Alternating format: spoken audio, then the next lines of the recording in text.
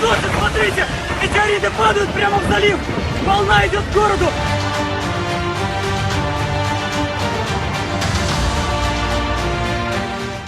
ایران امریکہ اسرائیل کشیدگی کا 11واں روز۔ ایران کے اسرائیلی شہروں اور امریکی تنصیبات پر تابڑ توڑ حملے جاری۔ ایران کی بہترین حکمت عملی نے امریکی صدر کو لچک دکھانے پر مجبور کر دیا۔ یہی وجہ ہے کہ امریکی صدر ڈونلڈ ٹرمپ نے اپنی حالیہ پریس کانفرنس میں ایران جنگ کے جلد خاتمے کا اشارہ دیا۔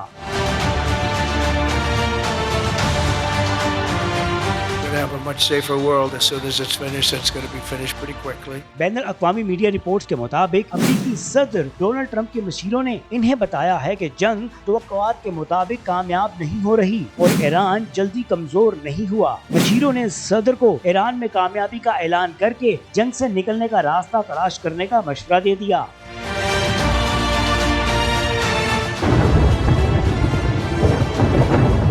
تاہم اسرائیلی قیادت اس موقف سے متفق نہیں اور وہ ایران کے خلاف مزید سخت کارروائی چاہتے ہیں۔ اسرائیلی وزیر اعظم نیتن یاہو بظاہر صدر ٹرمپ سے اختلافات ظاہر نہیں کر رہے، مگر پس پردہ رابطے اور مشاورت جاری ہے۔ Машины, контейнеры, все несет! Дом просил, Господи, он рушится, молния! Вы это видели? بین الاقوامی مبصرین کے مطابق امریکہ اور اسرائیل کے درمیان یہ اختلافات امریکی مشیر اور امریکی سفارتی نمائندہ کے اسرائیل کے دورے کی اچانک منسوخی کی وجہ بھی بنے ہیں۔